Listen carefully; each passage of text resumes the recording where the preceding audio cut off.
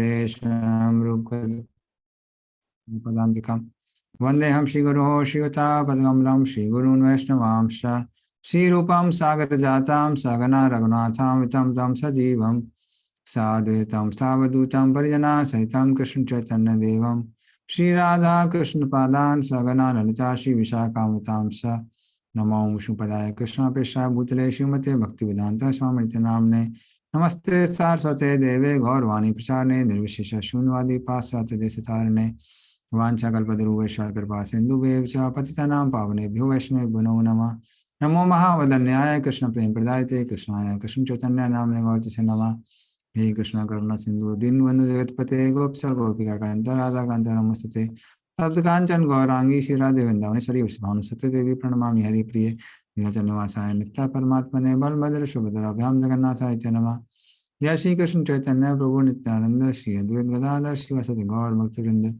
Hare Krishna Krishna Krishna Hare Hare Hare Ram Ram Ram Hare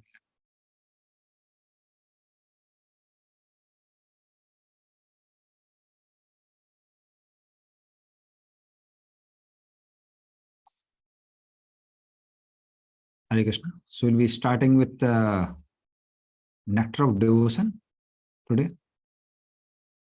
And so that's like the, you can say, last book in as far as our Bhakti Sastri course is concerned. But at the same time, it is also considered one of the most important books by Srila Prabhupada. And the main reason being that this particular book is written by Rupa Goswami, and basically he has summarized all the teachings of Lord Chaitanya in this particular book.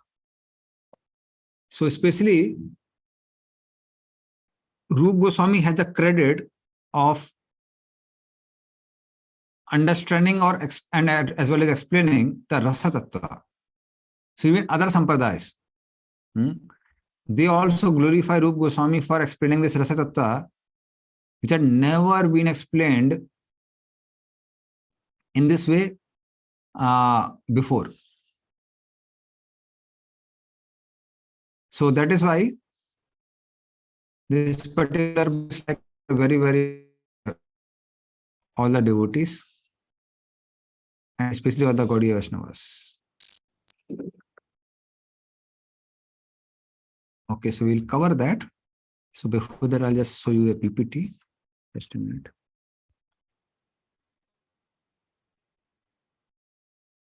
Okay, you have to allow me to share screen.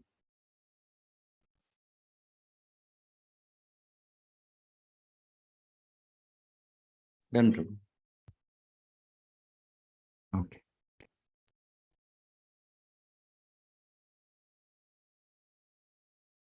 Somebody can read this.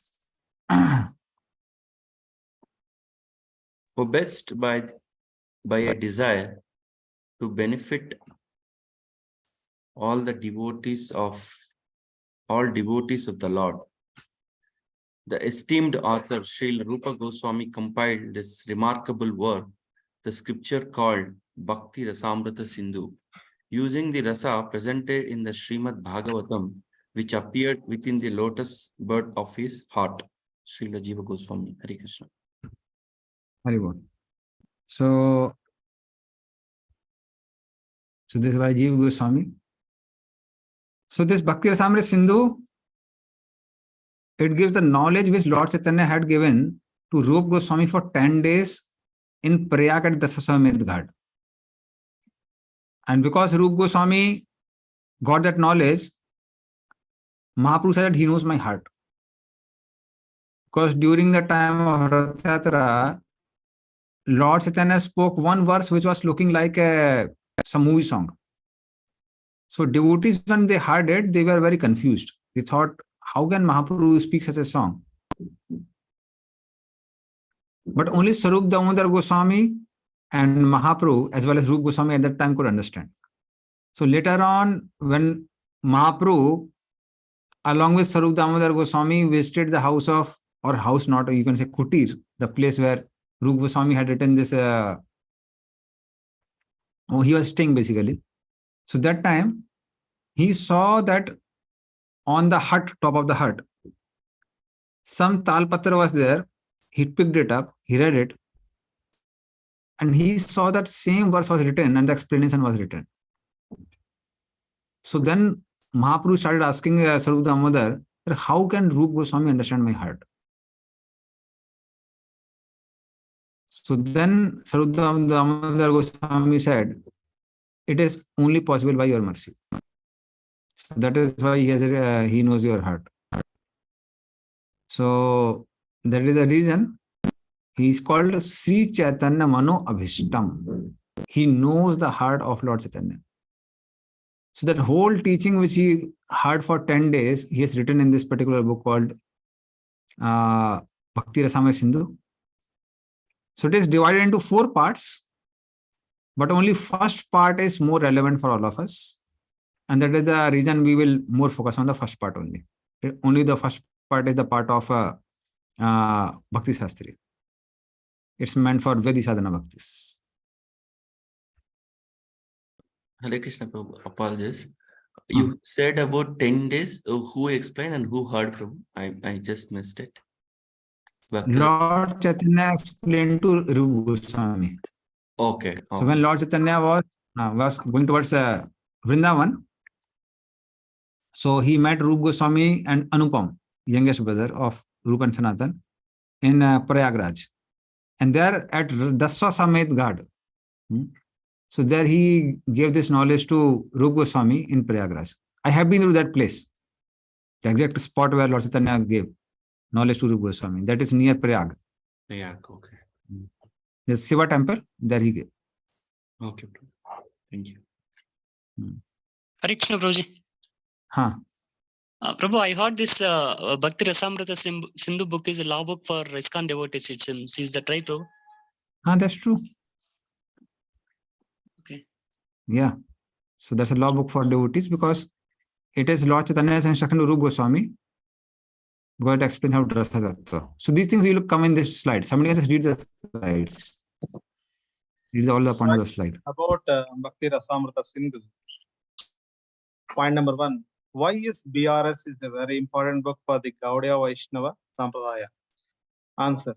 It is because it gives precise definitions of very important items in our Sampradaya like Bhakti, Prema, Rasa, and different types of Rasa, etc.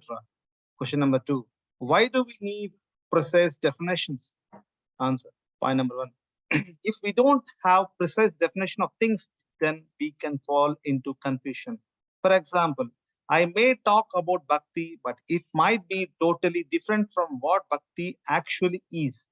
Bhakti generally means without any material motives or desires, but in most cases, it is full of material desires. Bhakti means only for Krishna or Vishnu, but we see terms like Desh Bhakti, Samaj Bhakti, etc. Hare Krishna. Thank you. Yeah. So Bhakti Rasamrita Sindhu talks about Bhakti, Prem is love for God, Rasam is different mellows in which one relates with Krishna, etc. And we need precise definition of each and everything which we'll talk in our course. So Bhakti, generally when people say Bhakti means it's like a sort of sentiment. And that is why they have terms like Desh Bhakti, sentiment for country, or no, Samaj Bhakti, sentiment for the society. But when we are reading the Bhakti Rasamrita Sindhu, we have to understand what Rupa Goswami means by Bhakti. So Bhakti is not just mere sentiment, it is spiritual sentiment towards Krishna. And that is expressed through action. That's why Prabhupada would generally translate Bhakti as devotional service, not just devotion.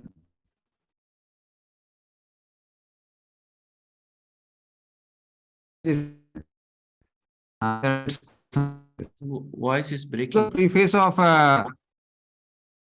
what is breaking? Hare Krishna Prabhu. Yeah. Wait a minute. Okay. What I'll do? I'll try from another network.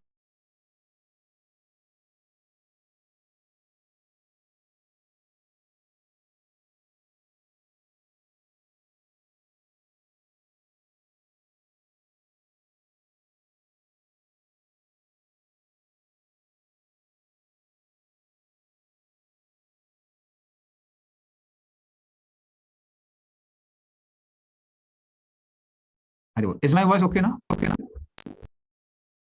Yes, Prabhu. Yes, Prabhu. Okay. So Bhakti Rasamrita Sindhu and Nectar Devotion are same. Okay. Okay. So in English we translated Nectar Devotion. Yeah. Sanskrit. Sanskrit is called Bhakti Rasamrita Sindhu. Thank you.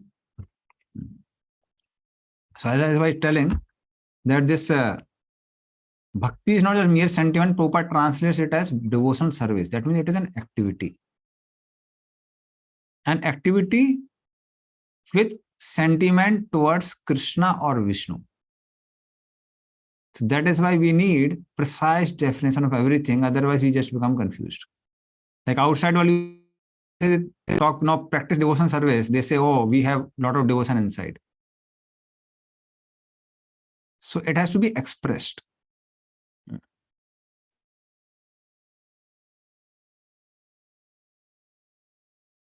So as I was telling, Bhakti is devotional service. Krishna Anusilanam. Anusilanam means basically an activity. So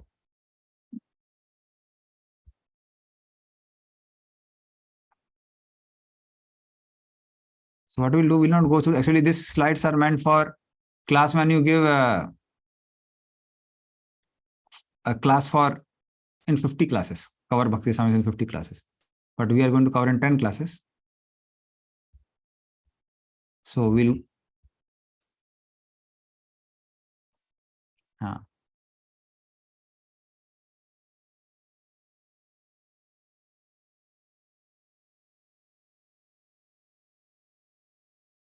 so we'll go only through, yes. Fine. Now you can read all these points about Bhakti.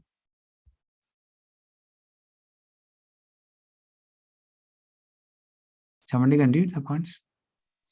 Srila Prabhupada says, Bhakti means devotional service. Mitam cha saram cha vachohi vagamita iti. Essential truth spoken concisely is true eloquence. Chaitanya Charitamrita Adalila 1.1.6. Bhakti connotes devotion or love, and love implies service. Activity to please the beloved. Thus, devotional service is an eloquent definition of bhakti. Srila Prabhupada says, the basic principle of a living condition is that we have a general propensity to love someone. No one can live without loving someone else. And no preface. Hare Krishna. Yeah. So when we say bhakti, bhakti means devotion or love, and love means service. Because love is expressed through service, and it's practically active. And that is the reason Prabhupada has given this definition called devotion service. See, a person who translates, he has a big work to do. Because when you have to translate a particular word from one language to another language, it has to be translated in a way that the meaning is spoken essentially, concisely. At the same time, everything is explained in that. So that's why Prabhupada has done this work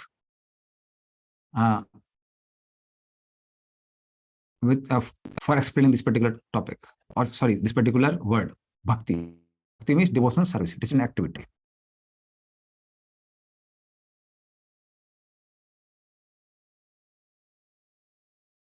Somebody can just go through all these particular. This is from except from NOD preface only. So just read them. Srila Prabhupada says, in the primary stage, a child loves his parents, then his brothers and sisters, and he daily grows up, he begins to love his family, society, community, country, nation, or even the whole human society. But the loving propensity is not satisfied even by loving all human society. That loving propensity remains imperfectly fulfilled until we know who is the supreme beloved is. And nobody prefers. Love can become all embracing only when we understand that Krishna is the supreme beloved. He is the root of all creation. By embracing him, one successfully embraces everyone. As pouring water on the root of a tree successfully nourishes every leaf and branch. Srila Prabhupada says, the nectar of devotion teaches us the science of loving every one of the living entities perfectly by the easy method of loving Krishna. Hare Krishna. So when we say bhakti, bhakti means love, and love means when it is love for everyone. It can't be I love this person, I don't love that person. Then otherwise it becomes relative love. So absolute love means where there is love, there is no hatred. So then such a person, he will love everyone, but that is expressed as love for Krishna, because Krishna is like the root of the tree. Or we can say, when we love Krishna, we love the entire creation of Krishna. So we can't say that, no, I love you, but I don't love your son, I don't love your children, parents, etc. Let us say I give you a flower and I slap the child. How can you be happy? Because you love the child. So if I love you, I will also love your child. So similarly, the best way to love everyone is to love Krishna. So that's what Prabhupada explains in the preface. Now the second word comes in Bhakti Rasam Sindhu is the rasa. And now let us see what Prabhupada writes about rasa. Please read. Bhakti Rasamrita Sindhu, rasa. Srila Prabhupada says, the word rasa used in Bhakti Rasamrita Sindhu is understood by different persons differently, because the exact English equivalent is very difficult to find. But as we have seen, our spiritual master translate this word rasa into mellow. We shall follow in his footsteps and also translate the word in that way, nectar of devotion. Relationships are comparable to fruits. The pleasure we taste in these relationship is the juice, the mellow, rasa. The taste of a fruit is what attracts us is to eat it. Similarly, the force that attracts us to a certain activity or relationship is the taste we enjoy in it. Yeah, so in this way, actually speaking, pleasure is the driving force for everyone in this world. So similarly, we also relate with people only if it gives us some sort of pleasure. If there's no pleasure, we don't relate with people. So there is subtle pleasure in relationships. So like a fruit, if fruit has no rasa, no taste, then nobody would eat the fruit.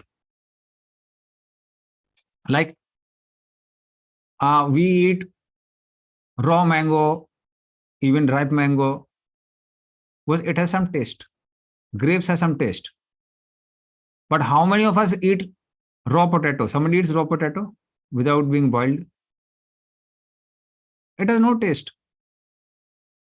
So only thing which has taste, the taste attracts a person. So similarly, this bhakti also has a rasa. And that relationship with Krishna is what attracts the living entity. Now, there will be two types of rasa. Let us see this. So there are two types of rasa. Bhakti rasa and mundane rasa. So just read these slides. Srila Prabhupada says, driven by affection for his wife and children, a family man works day and night. A philanthropist works in the same way for love of greater family, and a nationalist for the cause of his country and countrymen. That force which drives this philanthropist, the householder, and the nationalist is called rasa, or a kind of mellow relationship whose taste is very sweet. NOD preface. There are two kinds of tastes. Bhakti rasa, the taste relished in the devotional service to Krishna, and mundane rasa, the taste enjoyed by sense gratification. Bhakti Rasa is the incalculably superior taste. Not only is it superior to sense gratification, it is limitlessly superior even to the bliss of spiritual emancipation. Hare Krishna. Yeah. So, like Prabhupada writes that everybody works because there is some sort of rasa. Like people work from day till night, morning till evening in the company or at different places, because one gets a rasa of relationship from wife and children. So Prabhupada writes at one place that, of course, in that place he writes in a negative sense, that solitary embraces of the wife and the broken words of the children makes one a secure prisoner in this world. But actually speaking, people work hard in this world for these two reasons only. One gets some level of pleasure from wife and some pleasure from children. But same people start giving a lot of troubles, then many times people express now that we are feeling renunciation. Because same relationship is giving you trouble, it is not giving you pleasure anymore. So Chanak Pandit had different verses. One of the verses he says, Mata yasti grahena asti bharya cha aprivadani.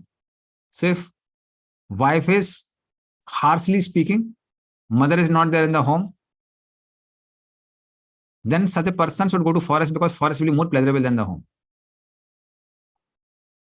So that is how ultimately it is the pleasure of relationship which drives a person. So there are two types of taste, Bhakti Rasa and mundane Rasa. So Prabhupada uses the word English and Sanskrit combined. Like we have founder Acharya. Founder is English word, Acharya is a Sanskrit word. Similarly, Prabhupada uses the word mundane Rasa also. So Bhakti Rasa is the Rasa which we derive by serving Krishna. Mundane Rasa is something which we get through gross and subtle bodies.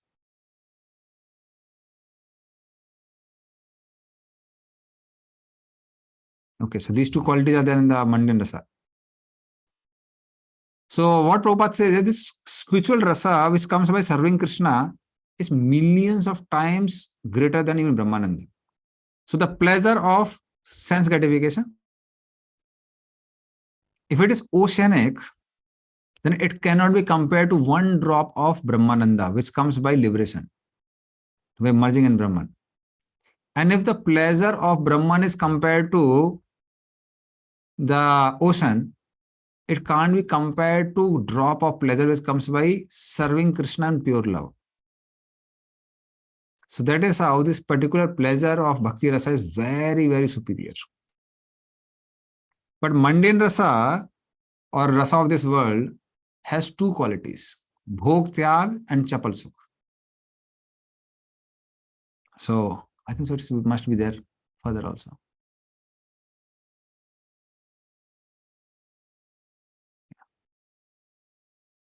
So we'll explain here about Bhog Tyag and Chapal Sukh. You can read both the slides, like all the points, then I'll explain them.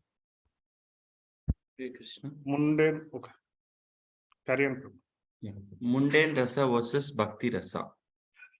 Bhogatyaga, neither enjoyment nor renunciation, is the natural position of the soul. Therefore, one cannot remain permanently situated in either.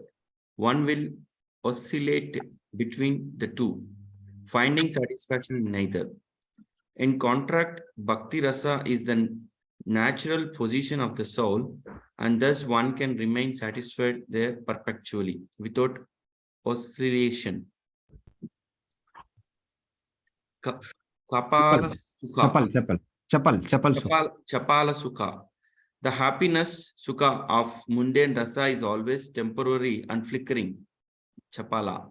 Even the greatest material pleasure must end at death. In contrast, the pleasure of Bhakti Rasa does not flicker.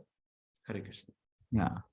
So Bhog Tyag means one is very much attracted to sense gratification. But the problem is that the senses are limited and sense objects are also limited. So let us say we are eating gulab jamun. So first gulab jamun looks so tasty, second not so tasty, third looks like a burden, fourth one would be a force if you feed fourth one or fifth one or sixth one. So either gulab jamun would be over or the taste for gulab jamun would be over in due course of time. So at a point of time, person says, enough, I don't want any more. So when one says, I don't want any more, that is called tyaga, renunciation. So you must have seen that now, like I find many times so many grastas, sometimes they come to temple and say, we want to join. Why? I had a fight with my wife. Or wife says, then no, I have a fight with husband. So what happens is because that relationship becomes stale over a period of time, then renunciation comes. But this renunciation, because it is also not natural position of the soul to renounce, what happens is that also doesn't last for long. So after some time, people again run back. They again want bhoga. So that is how people, they travel between bhog, tyag. But bhakti rasa is something which is natural position for the soul. And that is why when one starts getting bhakti rasa, one overcomes this cycle of bhoga and tyag. Another quality about mundane rasa is it has chapal sukh. Chapal sukh means it has temporary and fleeting pleasure. None of the pleasures of this world are like permanent. Like you must have seen, suppose somebody gets a new car. One is really fascinated for some days. But how long does the pleasure remain? Till new model at a cheaper price comes. So when you find a new model at a cheaper price, after let us say 6 months or a year, we think, oh, I could have waited for a year maybe. No. I bought it for 15 lakhs and this is just for 12 lakhs. It has better facility. And at the same time, same thing also starts looking burdensome. Because mileage decreases as the years pass. As the years pass, same car needs more money for repair and maintenance. So it gives lesser facility and more maintenance. And that is the reason same thing starts looking like burden. So that is the nature of chapal. It is flickering pleasure. It is temporary and flickering.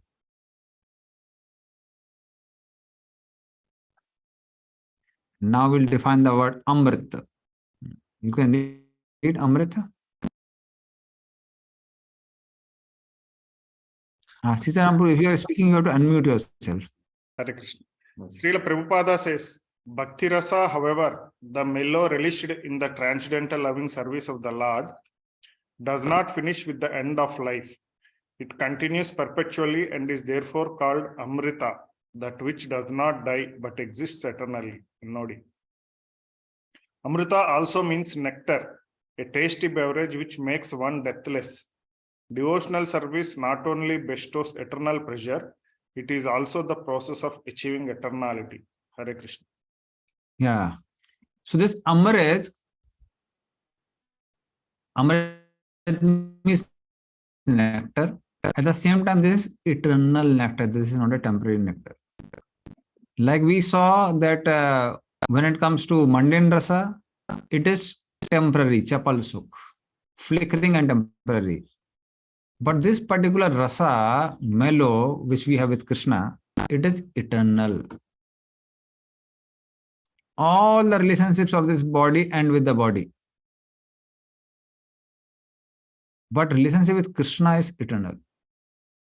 And the pleasure derived from that eternal relationship is also eternal. So that's why it's called Amrita.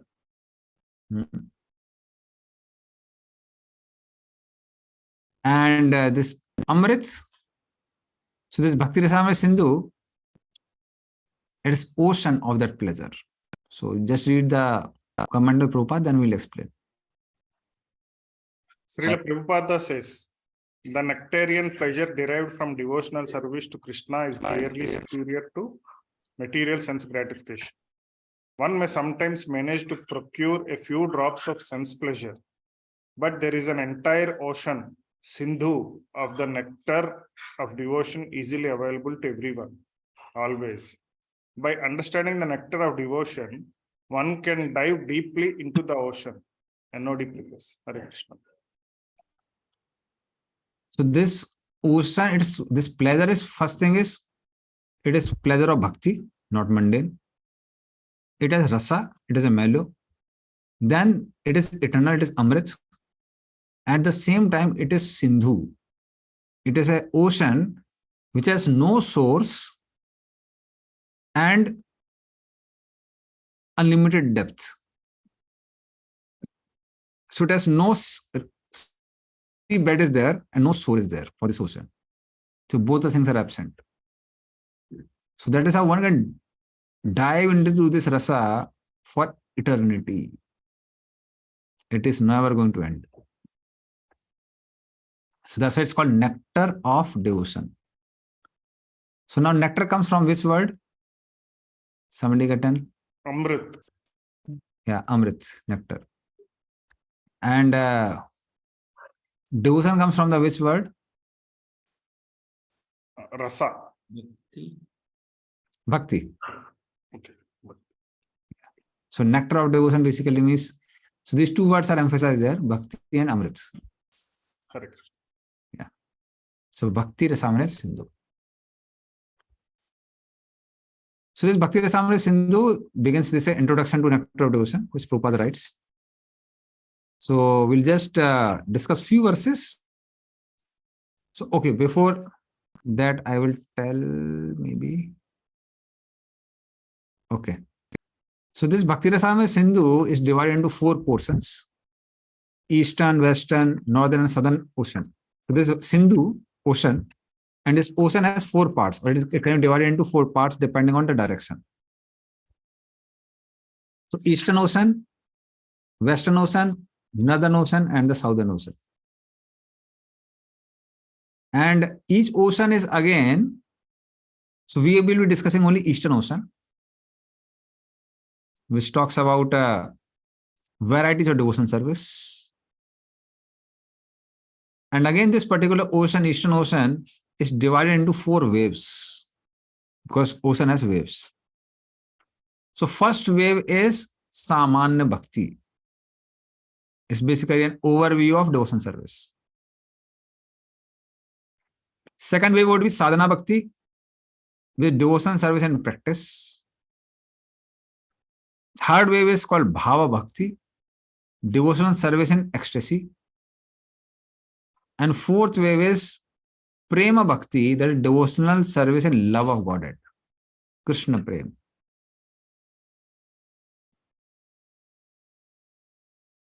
So that's the first wave, begins with Mangalacharan and other verses.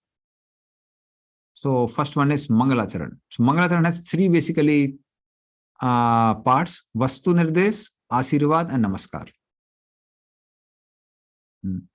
So Vastu Nirdesh means it defines the objective of the book.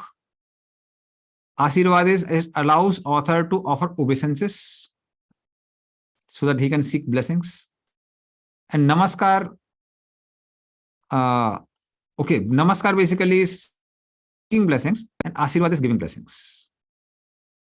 So he defines the objective of the book, why I am writing this book. He seeks blessings from the previous acharyas, and he gives blessings to the readers who will be reading the book. So that composes of Mangalacharana.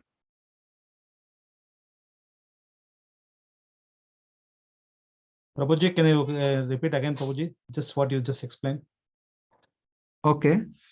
So Mangalacharana composes of 3 things: Vastu Nirdesh, Asirvad, and Namaskar. So Vastu Nirdesh is the objective of the book, and Asirvad and Namaskar are seeking blessings as well as giving blessings. So seeking blessings from previous acharyas so that the objective is achieved, and giving blessings to those who are going to read it. Okay. Yes, Veni Madhav. Hare Krishna Prabhu, Dhanavad Pranam Prabhuji. Prabhu, I have a question, like a little before our topic. You said that the devotional service is a nectar of devotion is once you dive into that, this unlimited of bliss. So in this case, in the Ishopanishad, in a book, Invocation, Prabhupada writes, like, who is the Brahmavadi is the feature of Sat, who is the Paramatmavadi is a feature of Sat and Chit, means full of knowledge and eternity.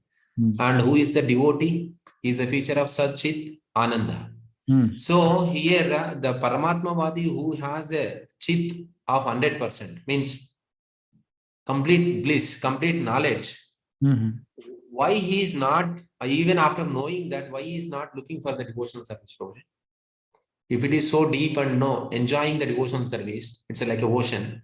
Why he is not taking into it? Actually, they also get devotion and they also perform devotion service, those who are Paramatmavadis. But it is more of appreciating Lord's interaction with matter. So it's more on a material realm than in the spiritual realm. Like when we say Paramatmavadi, this basically refers to the devotion which people have for Garbhodaksha Vishnu, Karnadaksha Vishnu, and Shirodaksha Vishnu. So they are also devotees. And most of them, those who are yogis, Paramatmavadi, generally they go and they associate with the Lord in Santarasa. And Santarasa can also be like very, very deep, no doubt about it. It's also like Sindhu. But then they don't have much of a personal interaction with the Lord. So in that sense, we say that Ananda is not there. Whether Ananda of service is not there. But Ananda of appreciation is there. Make sense? Prabhu, in that case, even in materialistic people, like sadhana bhakti, when I do, so we also know the knowledge of the devotion and we also appreciate. We means I, we should not use the, once Maharaj said we should not say we, it's I. So when I appreciate the devotional service, but I may not be involving fully into the devotional service, I may even to come back to the material life and take some tyaga boga tyaga you said, no? So like that. So this the similar thing, even a Paramatmavadi feeling. In the beginning stages, not in the advanced stages. So in the advanced stage, they are also like Santaras Bhaktas. So they also go, they pray to the Lord, they appreciate the Lord, they dwell into that appreciation.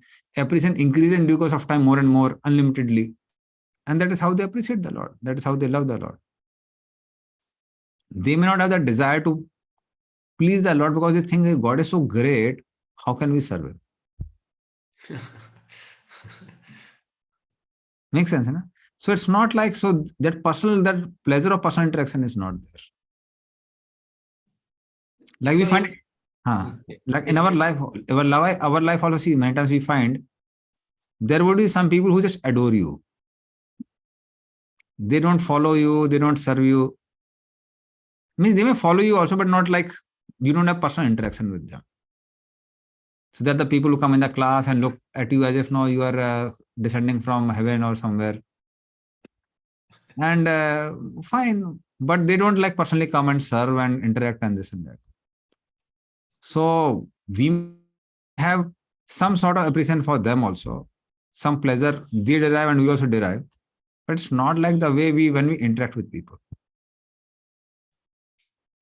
So that's a difference. So in that case, can we say that they have 100% knowledge, Chit, Paramatmavadis? Yes. See, 100% knowledge, again, it's like something a relative factor. Even Brahmavadis also have some knowledge. What is that knowledge?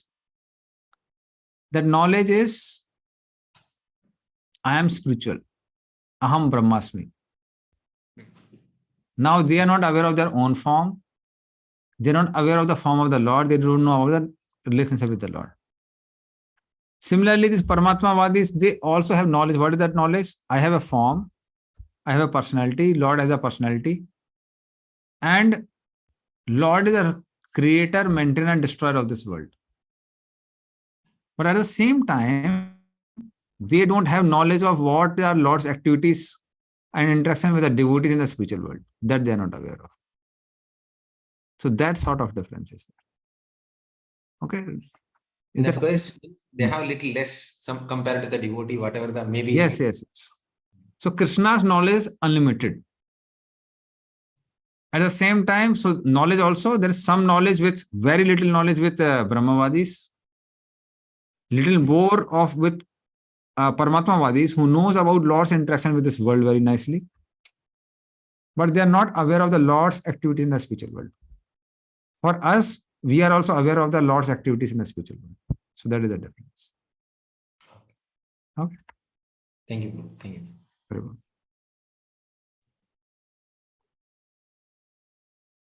So Vastu Nirdesh. So we'll not go on everything. So we'll just go on Vastu Nirdesh of Bhakti Rasamrita Sindhu.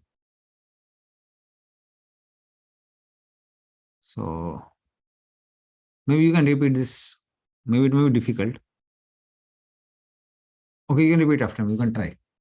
Akhil Rasamrita Murti Rasamrutamurtihi Prasramar Ruchi Ruddha Taraka Pali Prasramara Ruchi Rudra Taraka Taraka Pali Kalit Syama Lalito Kalitashyama Lalito Radha Preyan Vidurjayati.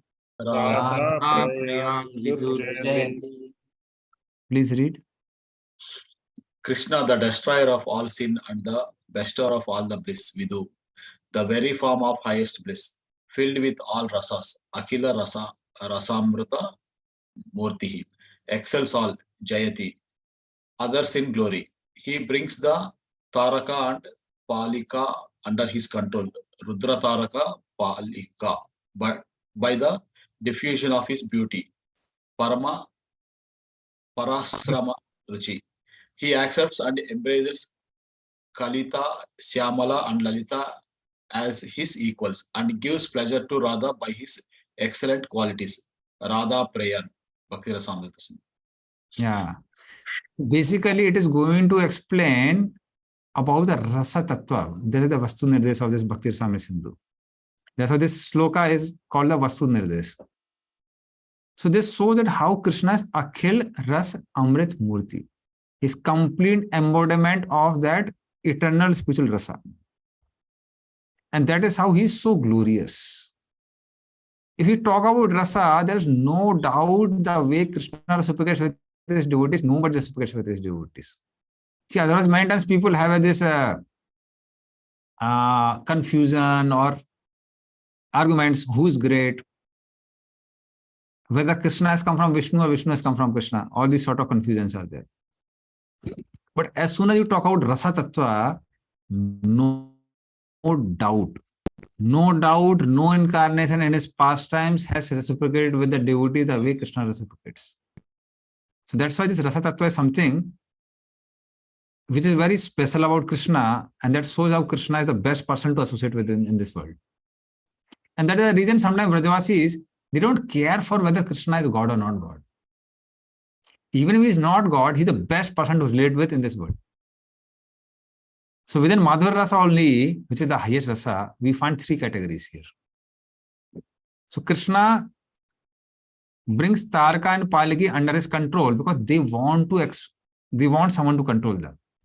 You'll see some ladies, no, they want someone who can tell them what to do this, do that. Krishna is expert in that. And he does that by his beauty. So through beauty, he attracts them, Taraka Pali, and whatever Krishna says, they do it. They do it for Krishna. Syamala and Lalita, they want that sort of, because in Madhura Rasa, all other rasas are also there. So they want someone to relate with, like a friend. They want some boyfriend. Krishna is best in them. So he embraces Syamala and Lalita, and that is how he reciprocates with them. But that is what they want in relationship. And at the same time, Radharani is attracted to the qualities. And Krishna has excellent qualities. By that, he gives pleasure to Radharani. So that is how Krishna is expert to deal with different devotees, even in the same rasa. So what relationship which we have with Krishna, it is irreplaceable. It cannot be replaced by anyone else. Not possible. So that's why Krishna, the best person to relate to. Like those who are youth preachers, sometimes they get complaint. Householders always get this complaint. And then you can relate. Youth preachers sometimes get a complaint. Prabhu, you don't love me. You love that devotee. No, those are youth preachers. Vinny Madhva, you had some experience like that? Yeah, bro, this happens very regularly. That's it, regular. So because the reason is we are not Krishna. And householders, most of the householders have this complaint. Wives have the complaint. Mataji have complaint. This fellow doesn't give me time. This fellow, no, he doesn't properly behave with me or reciprocates with me. And person is sometimes so puzzled and confused. It's like the wife is shouting. If you remain silent and tolerate, sometimes he says, no, why you look silent? Speak something. And if you speak something, then there's like no more force from the other side. But the point is, people don't understand that how to reciprocate with other person. Sometimes it takes whole life to understand how to reciprocate. That's why Krishna actually, he's Sattva-tampati. He knows how to deal with which devotee in what way. Atheists want to forget him, Lord allows that. Those who are theists, but they want something from the Lord, Lord gives that. And each of the devotee wants to relate with Krishna in a particular rasa. Krishna exactly reciprocates with that devotee in that rasa only. So to establish that how Krishna is the Akhil Rasamrit Murti, that is the objective of this particular book, Bhakti Rasamrita. Then we'll understand he's the best person to relate with in the entire creation. So that's the Vastu this.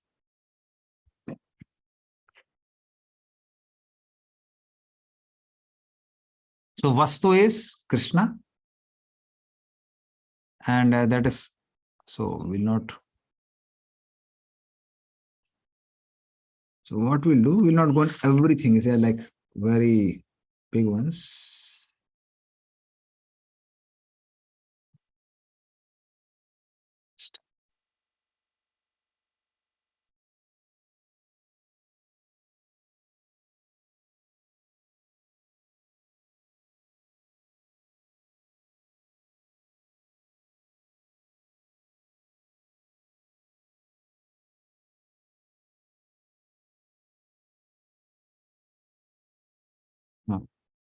So I'll directly go into, so embodied by that form, Akhil Rasa Amrit Murti. You can just read these slides. First 2 points you read and then we'll decide this verse.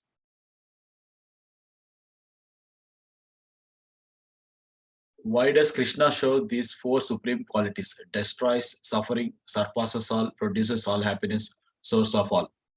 Because he is Akhila Rasamrita Murti, form of supreme bliss, Amrita Murti.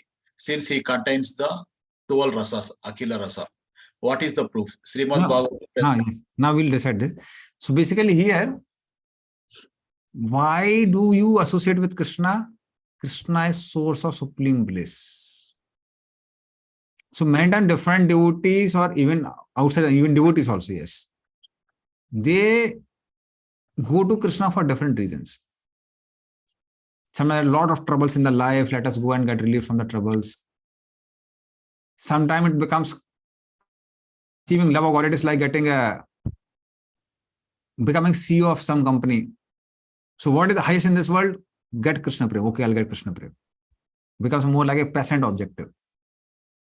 But actually speaking, the real reason is that Krishna can actually satisfy us completely because it's the form of supreme bliss. And his embodiment of all 12 rasas, he can reciprocate with devotees in all the 12 rasas. So this particular verse comes in the Srimad Bhagavatam when Krishna and Balaram kill Kovalapid, the elephant. They have the tusk of the elephant on their shoulders. Their faces are beautified by the droplets of the blood of polypid and by sweat.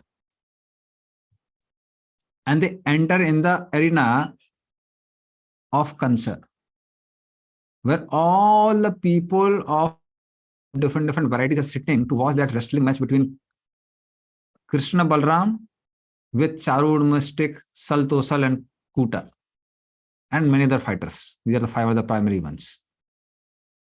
So how he reciprocates with them? Just by entering, not even like he has not started acting now. He is just entered. So how he reciprocates with them is given here. We saw that how he is really one who reciprocates with everyone at the same time in all 12 different rasas. So there are 5 primary and 7 secondary rasas, but we'll get that. Okay, somebody can tell 5 primary rasas. What are 5 primary rasas?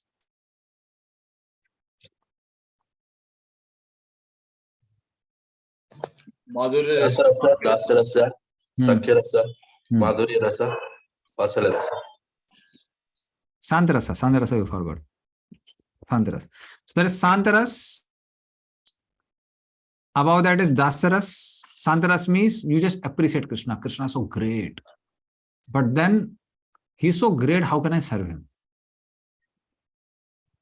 But when one thinks, anyway, although he's so great, but still I have a desire to serve him, let me serve him. So it's like offering Ganga water into Ganga, but still that there is a devotion involved in that. So that's higher. That is called Dasaras. Higher than Dasaras is the Sakaras, where one has friendship with Krishna. Now the serving Krishna in a way that you are at ease. You are like a friend. So that's higher. Higher than that, that is Vatsalya Rasa, where one sees that if I don't feed Krishna, Krishna will die. So that's why Prabhupada says, don't try to become God.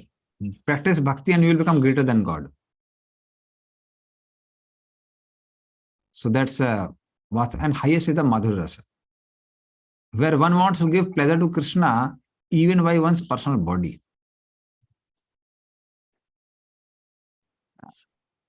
That Krishna, now if I touch him, my hands are so soft, Krishna will enjoy it. So that's called Madhurya Rasa. And there's 7 secondary rasas.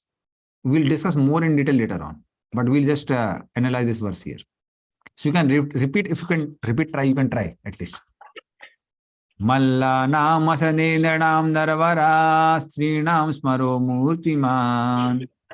Mallanam asnir nrnam naravara strinam smaro murtiman.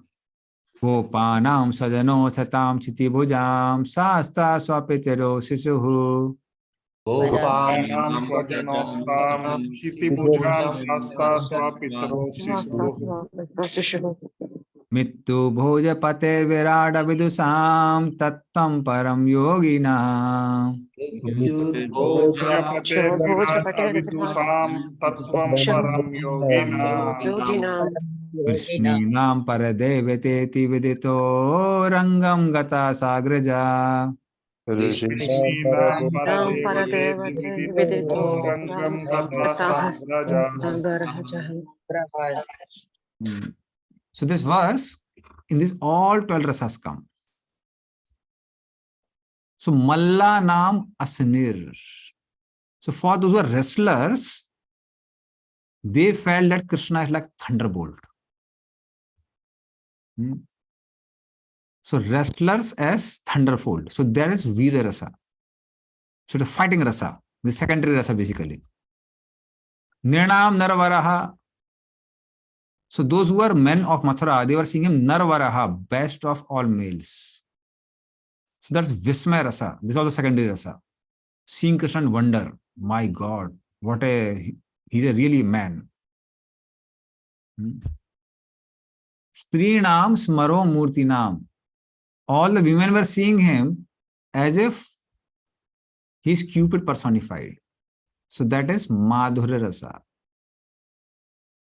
So they were getting attracted and seeing Krishna like a Cupid. Gopanam Sadhano, all the Gopas, they are seeing he's our relative.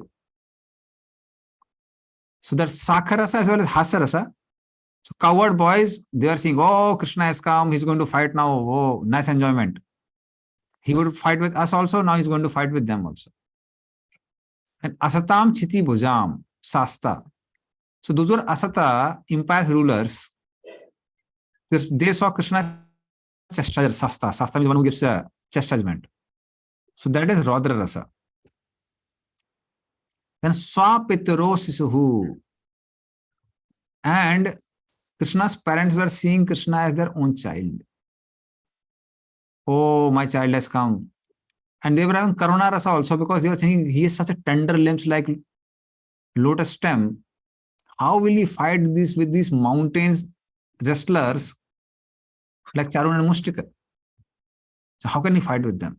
It is like an unjust fight. But Kansa, Bhojapati, he was seeing it like Mrityu. He was seeing like death personified. That is Bhayanak Rasa. So anywhere he would look at his wife, Siddhi and Prapti, he would feel that Krishna and Balaram are coming. He would look at moon is one. But when he would look, he was feeling as if two moons are there. One is Krishna and one is Balaram. When he would look his image in the mirror, so he would see sometimes two images have come, and then suddenly he starts seeing that this Krishna and Balaram are coming. So he was seeing Krishna and Balaram like death. And Virad Avidusam, those who are not intelligent, they saw him like Virat Rupa. Mountains are his bones, trees are his hairs. So like that. So it's Bhivatsa Rasa. And Tattvam Param Yoginam. Yogis were seeing him as absolute truth in Santarasa. So Vrishni Nam Paradevati. And those who are Vrishnis. The first mobile pakan betto. Ad chusnavanga time 8:35. Hare Krishna. It's mute. Okay. So Vrishni Nam Paradevati. So those are Vrishnis, those are devotees of Lord. Vrishni means basically Yadavas. So all the Yadavas were seeing him like supreme worshipable deity.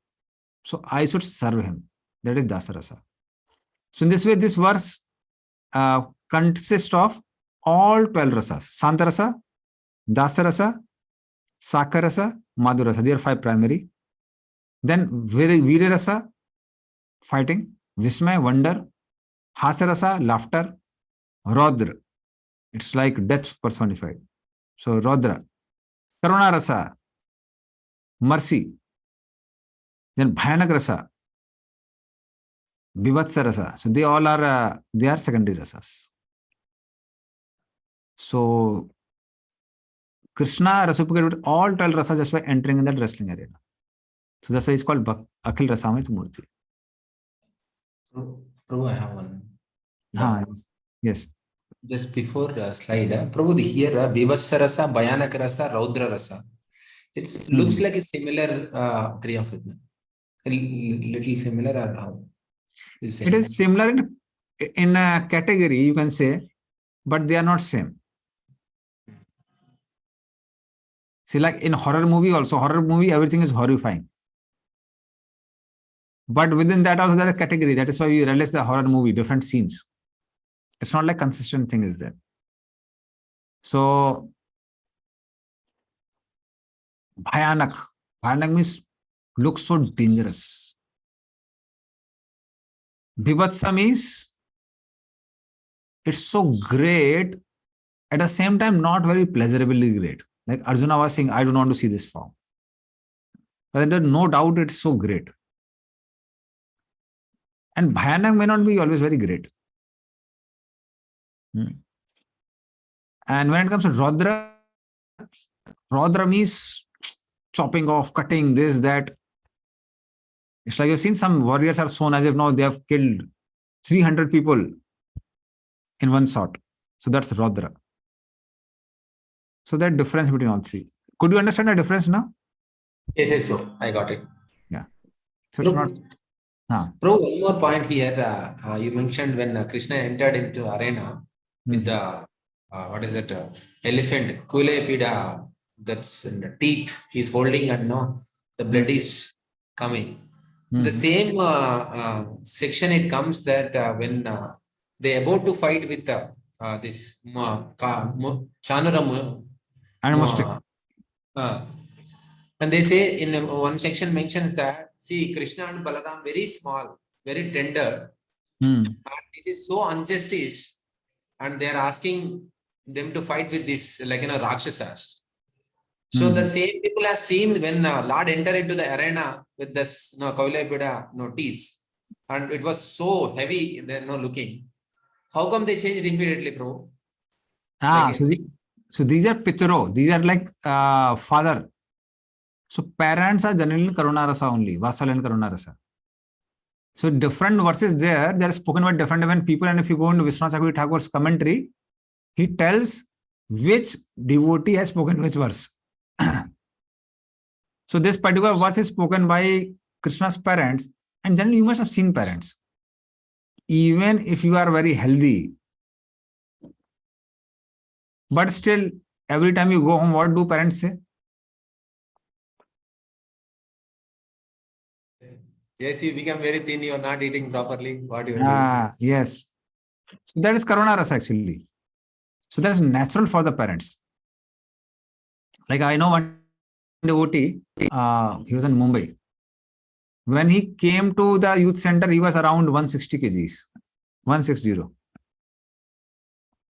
And then because of dieting and everything, he reduced his weight till 110. And when mother came, mother was very concerned. Oh, he has become thin. He is not becoming thin, he has become more normal. He was 160, he became 110. Even 110 is too much. He should reduce another 20-30 kgs. So that's like a natural for the parents. Okay, so even if he had done very strong, powerful work, that time intelligence doesn't work. Okay, makes sense?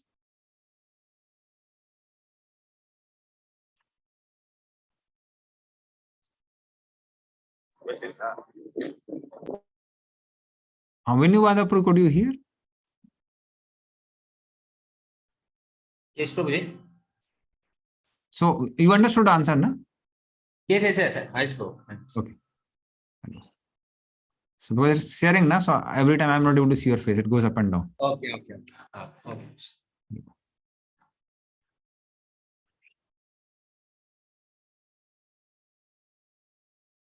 So I'll not go. It's like same thing is spoken here, which I spoke before. So Taraka, Pali, they are in. So within this also, Madhuras, there are different categories that I explained. So that is how Krishna knows how to dispute with everyone. So we'll not go in there.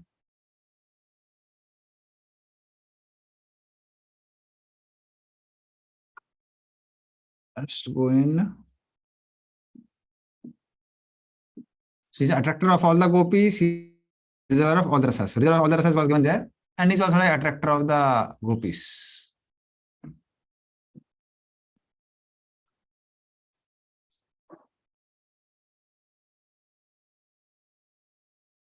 So we'll not go into these details.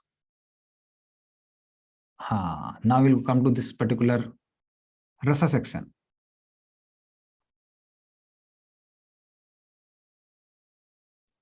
So this they'll get a lot of clarity in this, with this chart.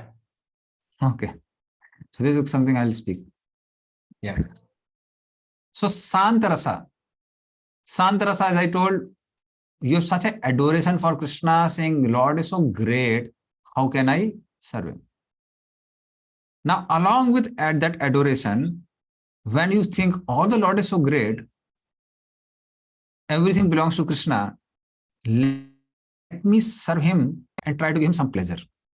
It's like sometimes a child gives a flower to the father and says, happy birthday. And that is from the garden of the father only, and father has only grown the plant. The father says, hey, you fool, you are giving me this flower, you are giving this fool flower. But this is actually, I've only grown it. Father accepts a gesture of love. So when there is activity and active participation in serving Krishna, that is Dasaras. So that's additional in Dasaras. In Sakaras also, there is appreciation, there is service. Apart from that, there is also a familiarity. It's like person serves so nicely, so after some time he has more of friendly disposition, and that barrier of respect goes away. There's a barrier in respect. Like I have seen sometimes personal servants of spiritual masters. Now suddenly they're not supposed to be sakaras, but as they keep on serving, they become like really bold. Now they don't fear, oh, Maharaj is there and he will feel bad and what will happen, this will happen, that will happen. They say, okay, Maharaj is there, this happened, no problem. Other people are very fearful. So that familiarity comes. And this familiarity is realizable. It's realizable. Because sometimes even those who are sannyasis or very senior brahmachari, they have a experience that they want someone with whom you can be at ease. Not all the time people are coming and shivering and giving you, Maharaj, please take this, please take that, and please take this. No, they're fed up with those things. Okay, someone is there whom I can relate with. So that's Sakhya. But in Sakhya, there is like, I serve you, you serve me. It is like that. So that's Sakhya. It is more on an equal level. But when one gets a lot of love for Krishna, one feels Krishna is dependent on me. Like you must have seen even like parents, even if now I'm 30 plus, but even when now I go home, parents always tell, see, you're going the train, don't get down from the train. Be careful now with water you are drinking. Don't drink outside water. And this detail and that detail. And after some time they realize, oh, he's so big, why should we speak? But still they continue. Because they feel that this person is dependent on me. So that's called Vatsal Ras. That's even more stronger.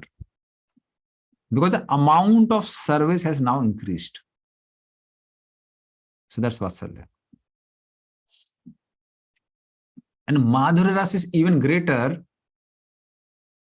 where a devotee of Krishna wants to give pleasure by everything, including one's personal body. So gopis want to like touch Krishna's body with the softest part of their body so that Krishna gives pleasure. That means our entire existence is meant only for Krishna's pleasure. So the amount of service there is even greater. So much so that one doesn't care for what world says also. In case of gopis, they know they will get criticism from the world, but they don't care for that criticism. They don't care for going to hell if it is giving pleasure to Krishna. So that is how without reservation, this particular pleasure is the highest, Madhurya Rasa. But it has all other components of other rasas also in that. So Santa Rasa is only Santa Rasa, Dasa has both, Santa and Das, Sakha has all three, Vatsala has all four, and Madhurya has 5, all previous rasas.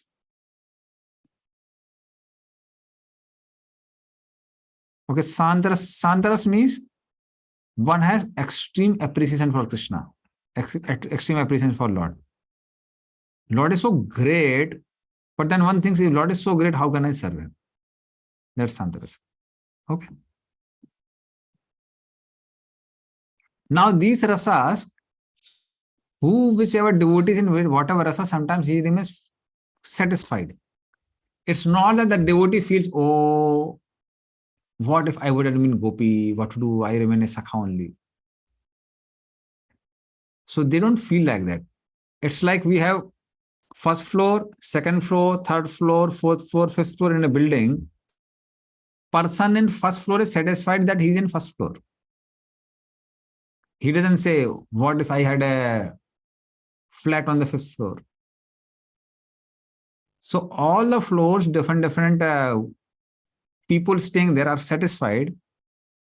At the same time, we do analytically understand one is higher and one is lower. So that is how rasas are there.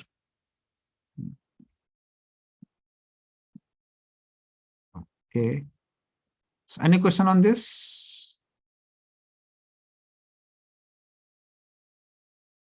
Okay, fine. I think it's clear. Then second thing which we told is namaskar. That's offering obeisances.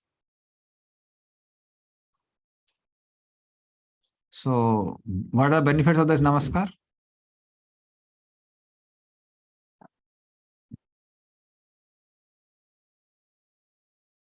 So we'll read this. So that's like seeking blessings before doing anything. So that is the reason why that namaskar is done, obeisances are given. So author offers obeisances to seek the blessings of the Lord so that the work gets completed at the same time the objective is fulfilled. So this is the namaskar verse. So you can repeat after me.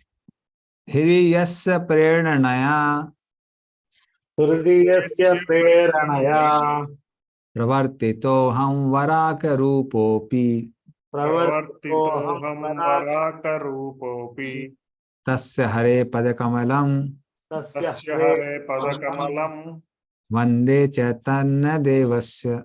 vande chaitanya devasya. Now, please read meaning. I offer my respects one day to the lotus feet Padakamalam of the Supreme Lord in the form of Chaitanya Deva, Hare Chaitanya Devasya. Though I am a wild person by nature, Varaka Rupo Api, by his inspiration within my heart, Hrudiyasya Preranaya, I have undertaken this work. Pravartitah Aham, PRS. Hare Krishna. Yeah. So he offers obeisance to Lord Chaitanya and begs inspiration from Lord Chaitanya so that he can complete his work. So that is how he. So Prabhupada says that you can read the third point. We should never think of ourselves as great preachers, but should always consider that we are simply instrumental to the previous acharyas, and simply by following in their footsteps, we may be able to do something for the benefit of suffering humanity. Hare Krishna. So like Rupa Goswami seeking blessings from Lord Chaitanya, similarly we also have to become instrument in the hands of Rupa Goswami and all other previous acharyas so that we can preach. Otherwise, no, we don't like, we are not great people. And then he offers obeisances to his spiritual master, that is Sanatana Goswami. Visram Mandiritasya Mandiratya Tasya Visrama Mandiratya Tasya Sanatan Tanur Mad Isasya Sanatana Tanor Mad Isasya Bhakti Rasamrita Sindur Bhavatu Bhakti Bhakti Rasamrita Sindhur Bhavatu Tadayam Pramodaya. Sadayam Pramodaya. Please read. May this work named the Ocean of Nectar, composed of Bhakti Rasa, Bhakti Rasamrita Sindhu, always, Sada, serve as the recreation hall, Visrama Mandiratya of my Lord, Mad Isasya, manifested in the form called Sanatana Goswami, Sanatana Tanoh, for his pleasure, Pramodaya. Yes, Hare Krishna. So he writes that I want to compose this book for the pleasure of Sanatana Goswami. So he offers obeisances to Sanatana Goswami. And okay, now he's offering obeisances to other devotees also. Bhakti Rasamrita Sindho Charataha Bhakti Bhakti Rasamrita Sindhau Charataha Paribhut Kala Jala Bhiyaha Paribhut Kala Jalabiyaha Bhakta Makaran Asilit Mukti Bhakta Makaran Asilita Mukti Nadi Kan Namasyami. Ikan Namasyami. Please read. I offer my respects to the devotees who are like Makaras, kings among fishes, Bhakta Makaran Namasyami, frolicking charataha, in the sweet ocean of devotional rasa, bhakti rasamrita sindhu, who disregard the insignificant rivers of liberation, asilita mukti nadikan, and who are free paribhutaha from fear biyaha, cast by the net of time, kala jala biaras. Hare Krishna. Yeah. So here what he says, this particular I offer, so Bhakti Rasamrita Sindhu, there are devotees who dive in that Sindhu, in ocean. And who are they? They are devotees. They are the ones who's relishing swimming in that ocean, Bhakti Rasamrita Sindhu. And they are not fearful of net of time, Kal Jala. Small fishes are caught by net of fishermen, not the bigger ones. If some fisherman catches a shark, he will be pulled away by the shark only. So similarly, time affects those who are not devotees negatively by keeping them moving in this world. But for devotees, they are not fearful of time. And they don't care for rivers of liberation. So many rivers are entering in the ocean from all the sides. So they are like rivers of liberation. But because devotees are relishing in this ocean of nectar, they don't care for liberation also. Like sharks are not, they don't dwell in the river. Sharks dwell in the ocean only. They are too big to be there in the river. So that is how these are devotees. So that's how he glorifies the devotees also.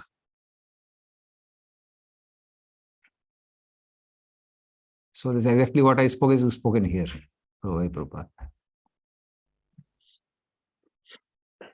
Okay, so and now comes Ashirvad, that is offering obeisances. So we'll not go to Chaitanya Charitamrita verse, we'll go to Rasamrita Sindhu verse only. So now he's offering like blessings to different readers by telling them that may this Bhakti Rasamrita Sindhu save you. So you can repeat this also. Mimamsak vad bhagne katinam api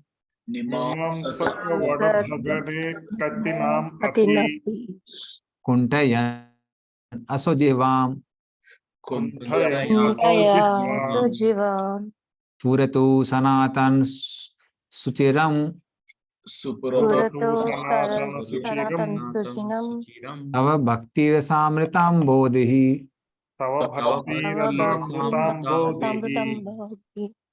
So that's like blessings of Rupa Goswami. So who wants to get blessings can read.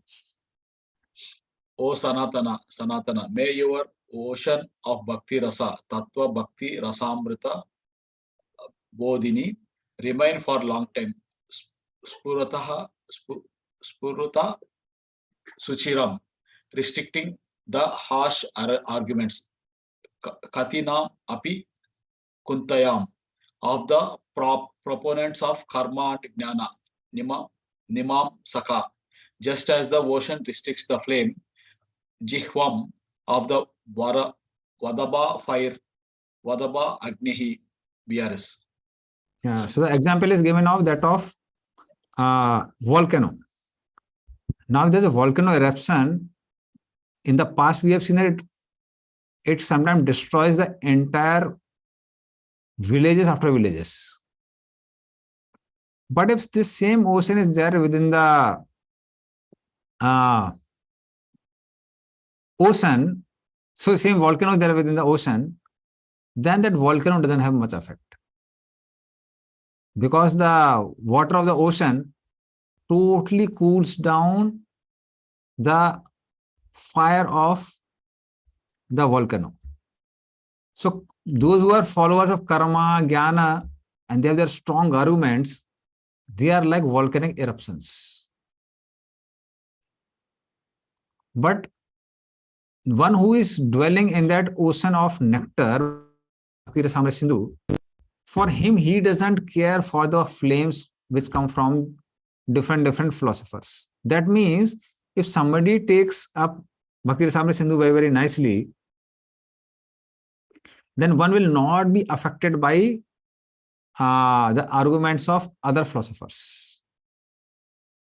So that's what exactly Rupa Goswami is speaking here. Okay. So what we'll do? So we will take this as the last slide. So this overview of Bhakti Rasamrita Sindhu.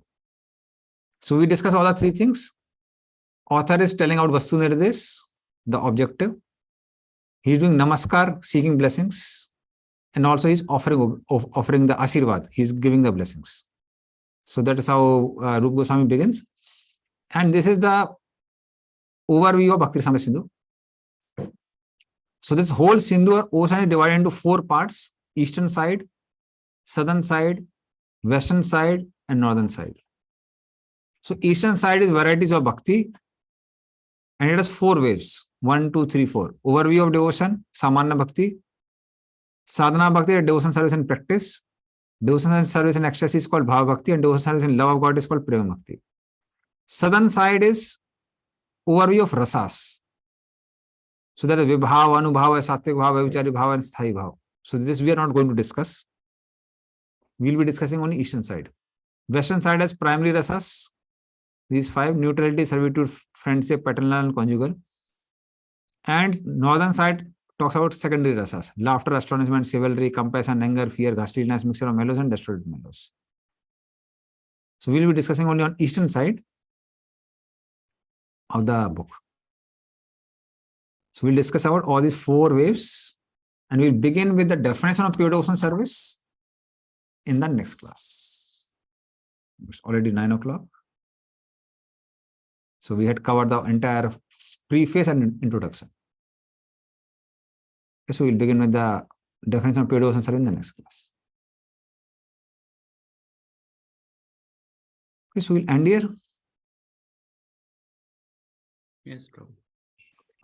Prabhu, do they need to do any homework before next session, Prabhu? You can. See, homework is you read Bhakti Rasamrita Sindhu. Because the point is that we will be discussing it analytically, but read it properly.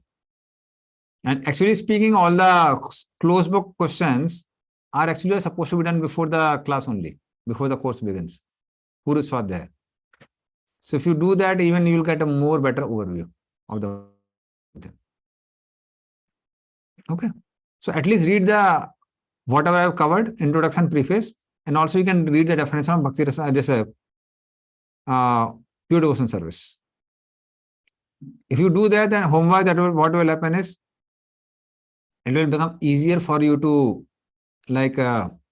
understand the class. And for those whom it is possible, you can also read this book, this Waves of Devotion. This is by Dhanandhara Swami Maharaj. And Prabhupada's Bhakti Rasamrita Sindhu or Nectar of Devotion is explained more analytically here.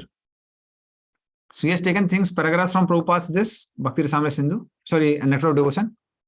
And then he has written very analytically by making tables and everything. And actually speaking, many things which I spoke, it's from this only, Waves of Devotion. Although these are like slides of Balram Sakti Prabhu, he made. So he has included even the verses. So he gives in 50 classes. But many of the things which I explained is directly from Waves of Devotion. I'm just focusing on that. So that Dhanandhara Maharaj has done this very good work of writing a whole book. So those who want, they can go through that book, Waves of Devotion. Okay. So we'll end here. Thank you. Thank See, you. Bhakti Rasamrita Sindhu ki